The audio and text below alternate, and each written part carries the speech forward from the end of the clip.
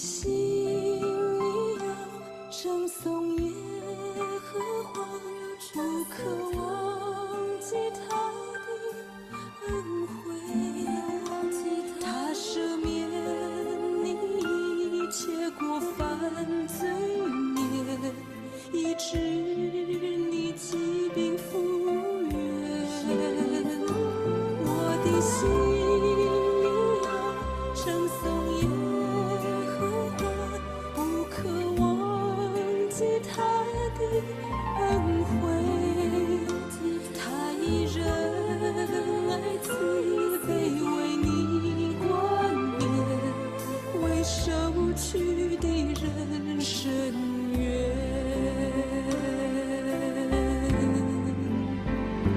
天里的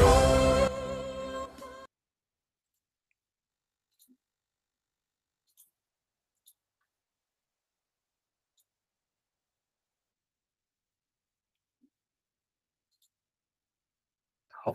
各位弟兄姐妹，大家早安，大家平安。我们要一起来进入罗马书第24天的共读。今天也是平安夜，也祝福大家平安夜、圣诞夜快乐。我们要请李分享长老来带领我们大家做开始的祷告。我们同心来祷告。我的心啊，你要称颂耶和华，因为他的慈爱永远长存。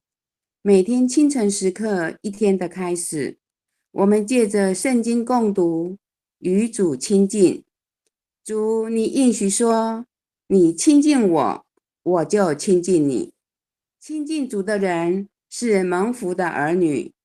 你的话语要成为我们一天力量支取的源头，使我们每一天都是新造的人。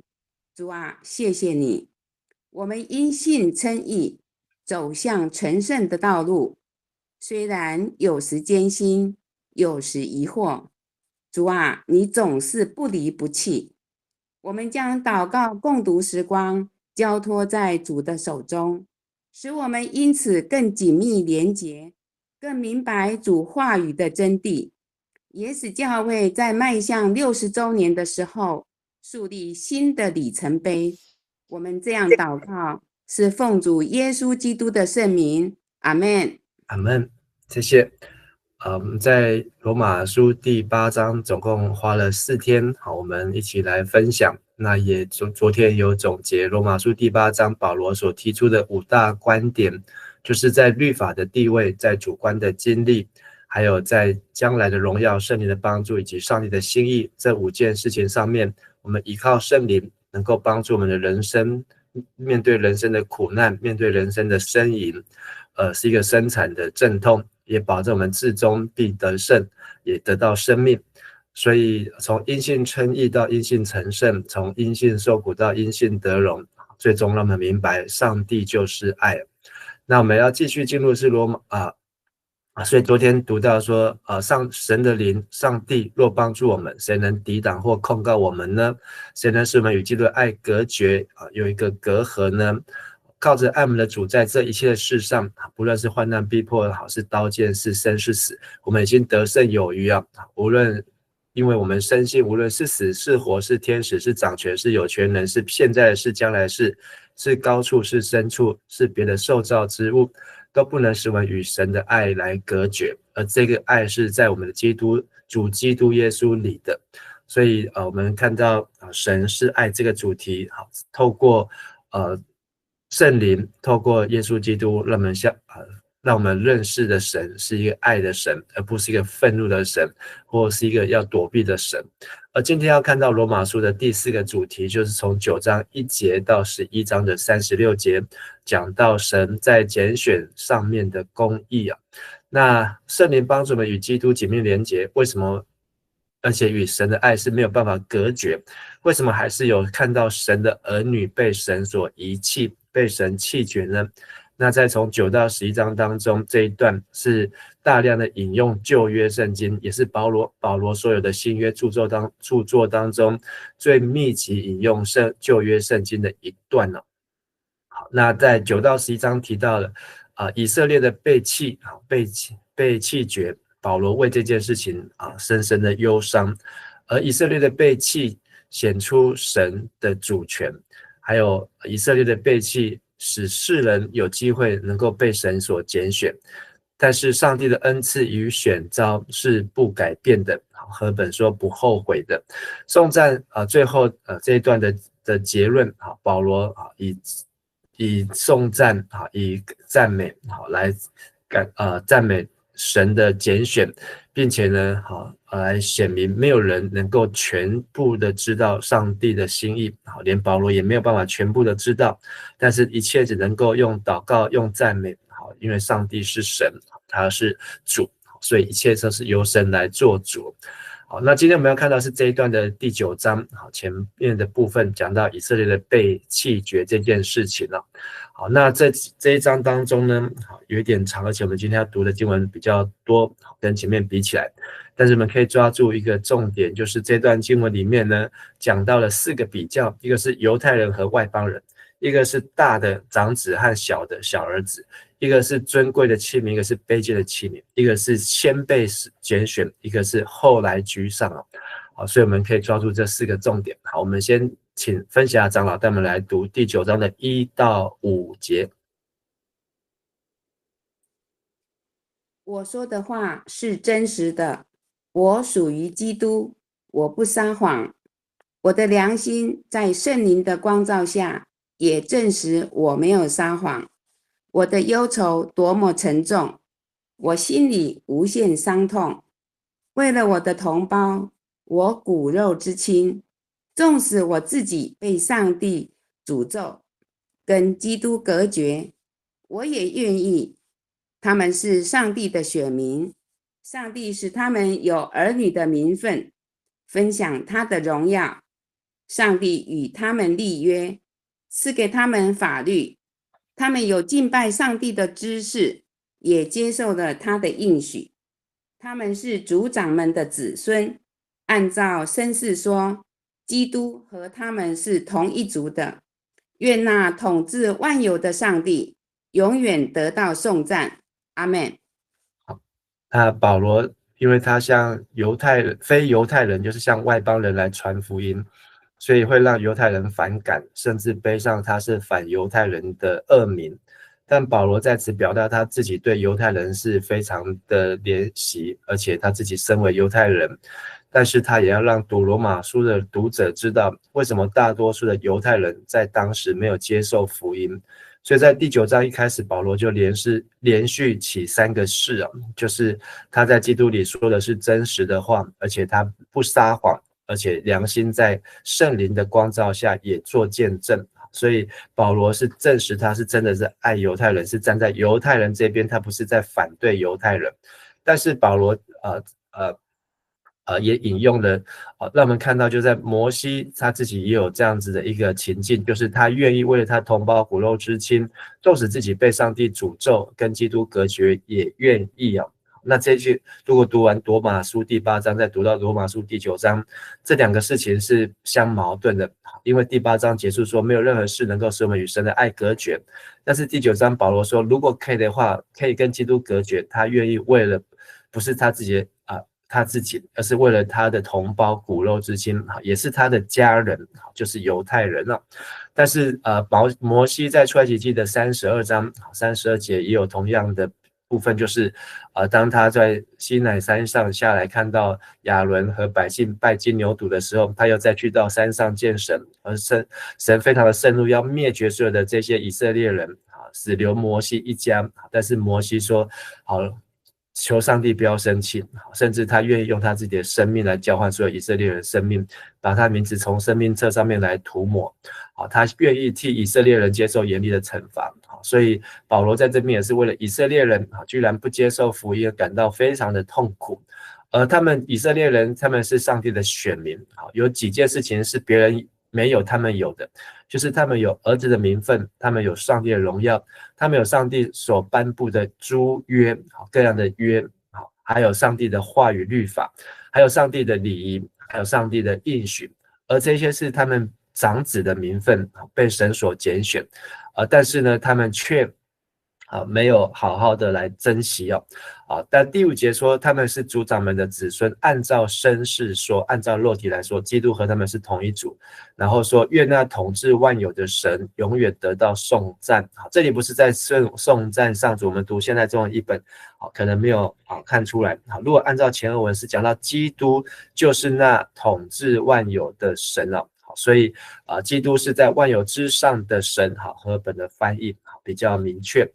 就是耶稣基督是神啊。那这耶稣基督是神的这样的概念呢，在4福音书当中，特别都是在约翰福音有3次的提到，约翰福音1章1节、1章18节，约翰福音20章的18节。那在保罗书信有2次提到，一次就是今天罗马书9章5节，还有一处是在提多书的2章13节，都提到耶稣基督是神。所以见证保罗不是反犹太人，他现在这一段所要说的，他不是在蔑视轻蔑，而是神的心意啊。好，接着再请分享长老带我们来读第6节到第9节。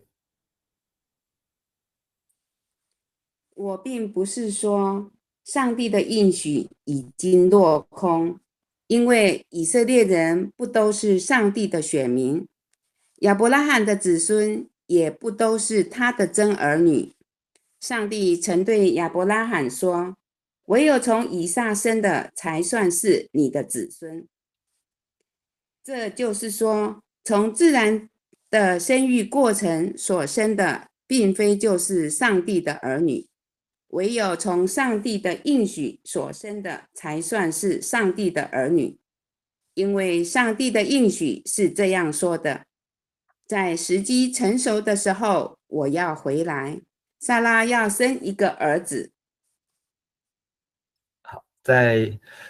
这里提到不是从肉体所生的呢，就是这以色列人了，就能够完全的继承刚才那5个上帝所给的应许，名分、荣耀等等。唯独在应许中的儿女才算是后裔，也就是真以色列人。那这样的观念呢，在加拉太书第3章7、8、9节，还有罗马书的第4章，我们也曾经读到。所以是抓着应许，不是只有按着律法，是用信心，不是要依靠行为，依靠割礼啊。所以保罗说，上帝的应许呢，不都是只有不都是上帝的选民，只有以撒生的才是啊。那唯有从以撒生的才算是你的子孙。好，那这个呢是引自创世纪的21章12节。创世纪的21章12节呢，是这个以撒已经生出来之后，都已经长大之后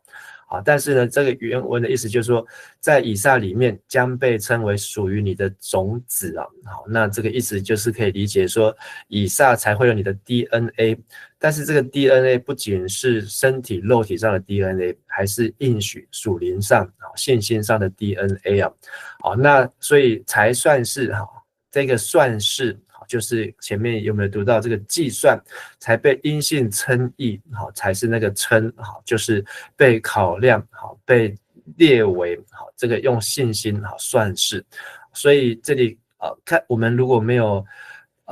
去区分的话，我们会觉得这个以撒和前面以撒所生出来的以实玛利，那这个当然就是自己的原配生的才算是，但是我们还是用肉体的眼光来看。但是上帝在这边讲的是，并从自然生育过程所生的，并非都是上帝的儿女，区别是唯有从上帝的应许所生的，才算是上帝的儿女啊。所以这里的翻译呢，现代中译本翻得很清楚啊，就是不是透过自然的生育过程，而是从上帝的应许当中所生出来。以实玛利并不是在上帝的应许当中，而是这个亚伯拉罕的妻子撒拉替亚伯拉罕出了主意，叫亚伯拉罕跟自己这个撒拉的婢女夏甲所生出来的儿子以实玛利。但是呢，生出来的上帝还是承认，只是这不是在上帝的拣选当中。应许是这样，第9节就是在时机成熟的时候，上帝说我要回来，撒拉要生一个儿子所以这个是在创世纪的18章14节，这个就是在以撒都还没有出生以前所以这个是还没有出生，上帝就已经说了但是这时候以实玛利也已经12岁了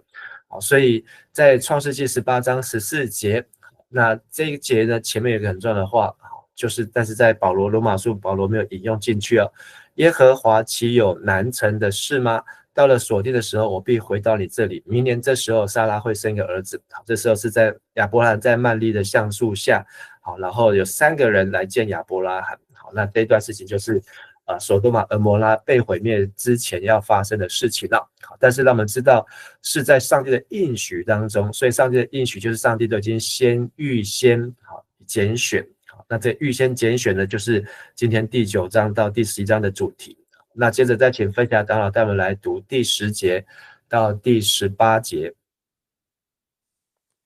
不但这样，利百加的2个儿子都是从同一个父亲，就是我们的祖先以撒生的。然而，为了要表示他确实根据自己的旨意拣选了其中的一个儿子，上帝对利百加说，那大儿子要服侍小儿子。他说这话的时候，他们还没有出生，还没有行善或作恶。可见上帝的拣选是出于自己的旨意，跟他们的行为没有关系。正像圣经所说，我爱雅各胜过爱以扫。那么我们可以说上帝不公平吗？当然不可以，因为他对摩西说过，我要怜悯谁就怜悯谁，要体恤谁就体恤谁。可见上帝的拣选不是根据人的意志或努力，而是出于他的怜悯。圣经中，上帝对埃及王说，我立你做王，为要用你来彰显我的全能，使我的名传遍天下。这样说来，上帝要怜悯谁就怜悯谁，要使谁顽固就使谁顽固。好，谢谢。好，那在这段经文当中，我们看见保罗就用了拣选这个字哦。好，那这个拣选呢，不仅是以实玛利和以撒，就连以撒自己的2个儿子以扫和雅各，好，也是上帝所拣选。怎么说呢？好，因为这双胞胎还没有出生以前，上帝就已经在对利百加，好，就是说好，在他的肚子里面，好，两个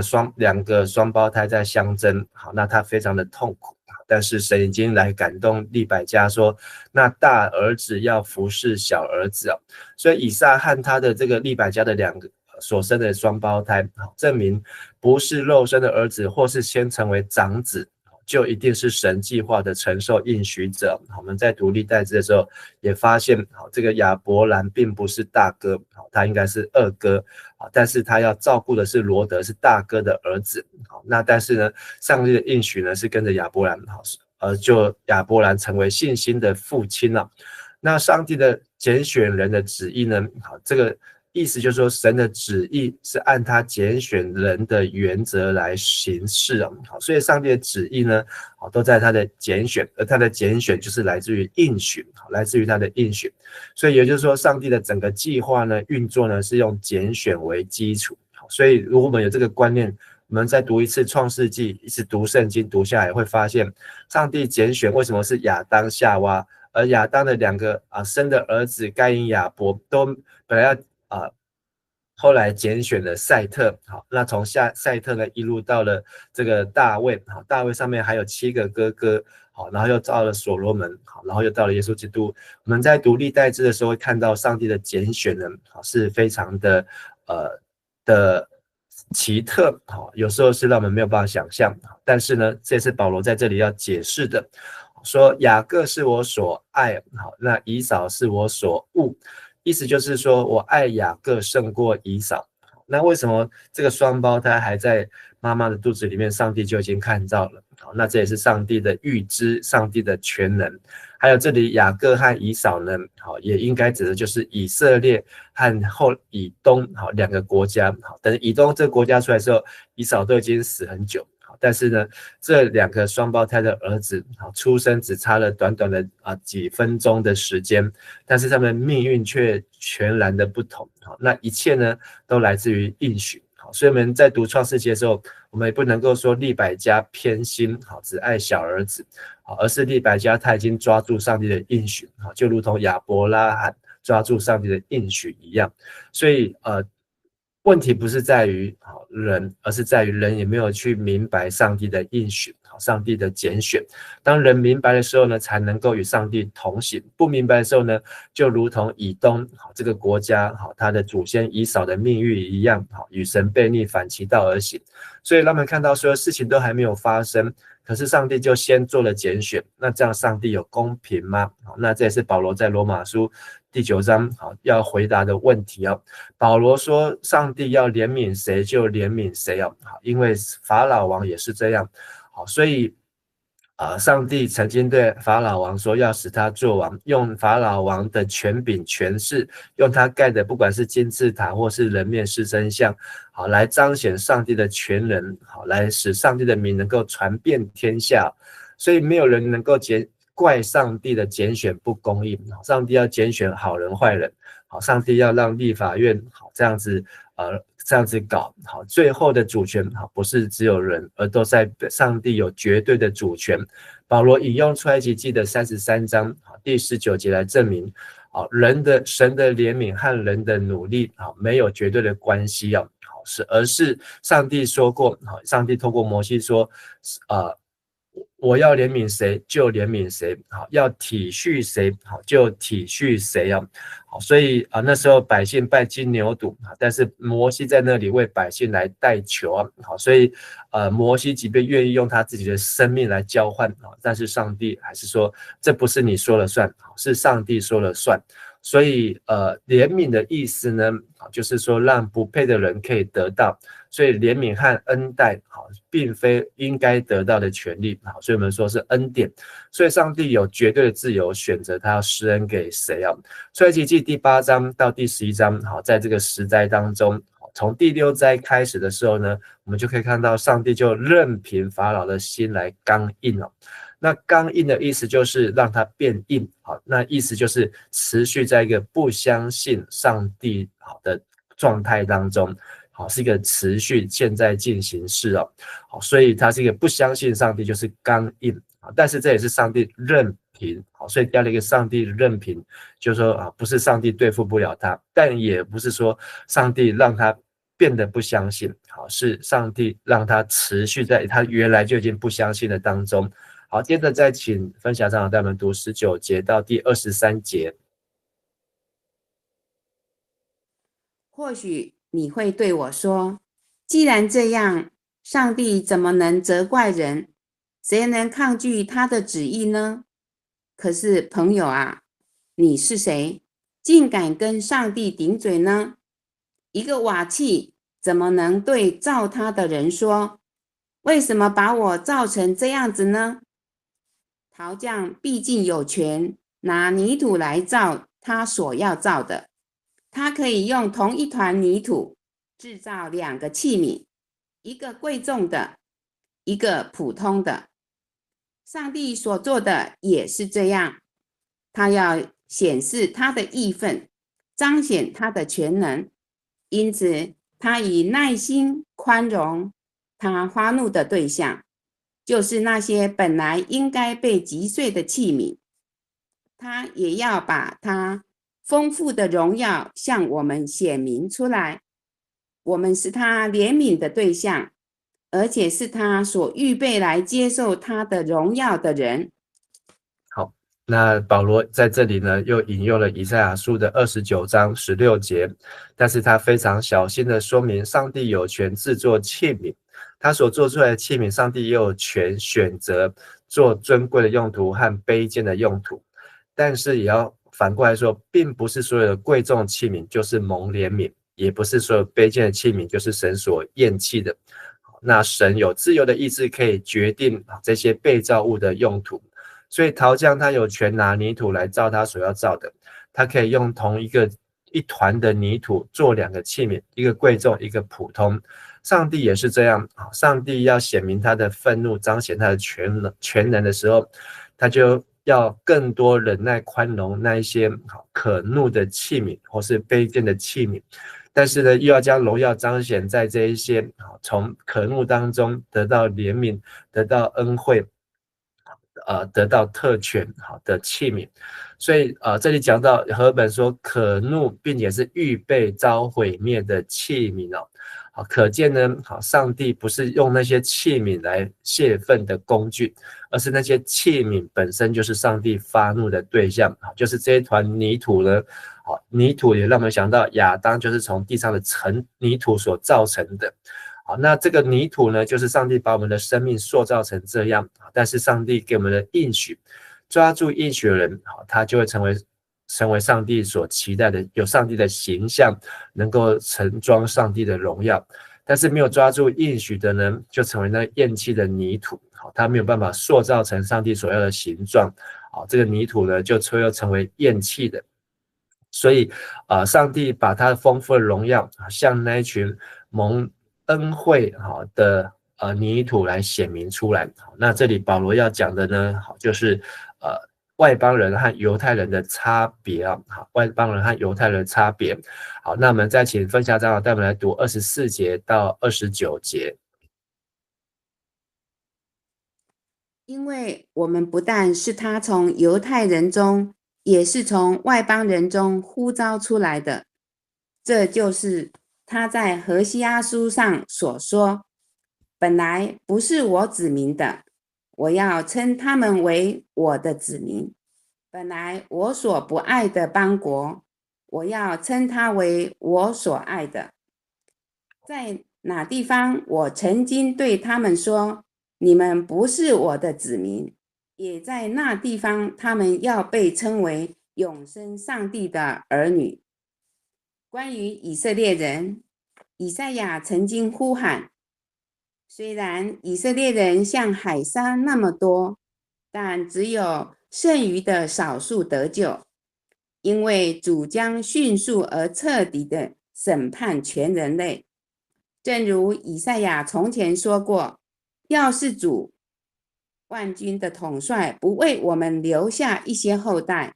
我们早已像所多玛、俄摩拉那样了。那这里又引用了3段经文啊，何西阿书2章23节，何西阿书1章10节，以赛亚书1章9节啊。好，那意思就是，不管上帝要怜悯谁，要拣选谁，都没有人可以去阻挡或是去限制上帝他所要做的所要施的怜悯啊。所以本来非我民，我要称他们为我的子民；本来非我所爱的邦国，上帝要称为是我所爱的。好，这是在本来是何西阿书是讲到说，上帝要拯救以色列的10个支派啊，就是上帝要在以色列10个支派当中来拯救，但是保罗却引用上帝要来拯救那外邦的信徒。所以过去不是上帝的子民，现在变成是上帝的儿女，因为何西阿的这个先知，他的太太是一个淫妇，但是又跟他生了5个孩子。好，那这些孩子呢，每个名字都取得这个让人心酸，但是上帝就是用这种何西阿坚定的爱，就是要爱到底，好来让人知道上帝已经拣选了，不论他的遭遇，不论他的背景，不论他的身世，不论他的名字如何，但是上帝仍然要爱他。那27节讲到以色列人虽然像海沙那么多，但只有剩余的少数得救，因为主将迅速而彻底的审判了。那在这个迅速呢，就是上帝的审判要缩短了这迅速的意思就是说，上帝要缩短他审判的时间因为上帝的应许是很明确的。在罗马书的1到3章，我们就已经知道人有罪，而且不能够靠自己得救，而上帝有主权赏赐怜悯，但是上帝有主权让谁刚硬，就是任凭他持续在那个不幸的状态当中。好，最后一段，我们再请分享长老带我们来读30到33节。那么我们该怎么说呢？那些本来不寻求上帝的义的外邦人，却因信而得以成为义人；而那些寻求借着法律得以成为义人的以色列人，反而不能达到目的。为什么呢？因为他们不倚靠信心，而倚靠行为，结果正跌在那绊脚石上面。正像圣经所说，瞧，我在锡安放着一块绊脚的石头，是绊倒他们的石块。然而信靠他的人不至于失望。以上。谢谢。好，那所以在这里保罗就回答出这个很大哉问啊，好，上帝不公平吗？好，没有不公平，好，因为呢，以色列人失去了拣选，好，被神所厌弃的原因，是因为以色列人只凭行为，但是没有凭着信心，没有去抓住那个应许。所以这应许已经给了，但是抓住了就得着。所以以色列这个名字就是雅各的名字，他的意思就是抓，是抓的意思。雅各原来这个名字就是抓，因为他抓着他的这个哥哥的脚。那但是呢，上帝用这个名字要世人去紧紧抓住上帝的应许，至少抓住神的脚后跟，好，能够抓住神，好，在这个旧约当中，好，所给我们看见的这样的见证。那这里又引用了以赛亚书的8章14节，还有28章的16节啊，讲到说他们这些本来不寻求上帝义的外邦人哦，但是他们却能够成为义人，而本来是借着律法成为义人的以色列人，却成为了所谓的外邦人哦，外人哦，所以因为原因是他们是不倚靠信心，只倚靠行为，结果跌在绊脚石。那在以赛亚书当中讲到这个绊脚石是整个耶路撒冷的绊脚石。那从这个以赛亚书当中，好，可以看到那个绊脚石，它预指的就是基督。而同时呢，在以赛亚书的这个28章有提到这个绊脚石呢，它又叫做衡量的石头，或是宝贵的房角石。好，那所以在新约当中，好，已经说基督耶稣说匠人所厌弃的那块石头，已经成为这个所盖房子最重要的那个第一块的石头，或是说最后一块的石头，就是那个房角石。你要从第一块来说，最后一块都可以啊。那最后一块就是放在那个门上面的那个中间，把拱门撑住的石头。那第一块就是那个 cornerstone， 就是房角石。好，所以呢，一开始有说，好，这一段第9章讲到的内与外，内就是指犹太人，外就指外邦人。大与小，大应该就是肉体的长子跟属灵的长子。尊与卑就是讲到这个泥土成为尊贵器皿或是卑贱的器皿。先与后就是上帝先拣选，那本来是的变成后来不是，那本来不是的变成后来居然是。所以耶稣说，在先的要在后，在后的要在前。但是衡量这一切的内与外，大与小，尊与卑，先与后呢，都是基督耶稣这一块石头。世人来看是绊脚石，是审判的石头，但是在神来看是一个衡量的石头，是一个重要的房角石，是我们信心的基础，所以要连结于耶稣啊。好，今天罗马书9章3节，保罗提到，为我弟兄骨肉之亲，就是自己被诅咒，与基督分离，我也愿意。所以保罗是一个爱弟兄的心，好，用爱心说诚实话。但是不懂的人会觉得保罗是在反犹太人，而肉身所生的儿女不是神的儿女，唯独那应许的儿女才算是后裔啊。所以我们不要抓住只有在肉体上受割礼，要在心理上受割礼，是接受圣灵，接受圣灵的更新，才能够抓住应许。那拣选呢，是为了要把神丰盛的荣耀彰显在那些蒙怜悯预备的荣耀的器皿上面。所以那些器皿本来是卑贱的，可能是不好的这个成品，但是因为这个塑造这个器皿的人，这个师傅呢，匠人呢，他呢却来使用它，让他能够显出这个主人所要的荣耀。而旧的信徒呢，这个过去是指以色列人，但是有可能在现在来讲，我们在教会当中所谓的老信徒，旧的信徒就是只有靠行为，没有继续心意更新的变化的时候呢，因为不凭信心而凭行为，就跌在基督的绊脚石衡量石头上面了。好，所以让我们再次提醒，就是我们要不是我们在判断内跟外、大跟小、尊跟卑、前跟后，我们不是主人。好，那我们很容易用这个分别善恶树上的果子的眼镜眼光，好来说啊，我比你早来，好，我伫这个教会偌久，啊，阮爸是长老，阮阿公是牧师，好，然后就用这样的角度，好，觉得自己就应该得救，而不是这样子，好，因为主权在于上帝哦。好，所以盼我们读了今天这段经文，以及接下来第10章、11章，我们能够相信上帝是公义的，而我们真的都是蒙怜悯的。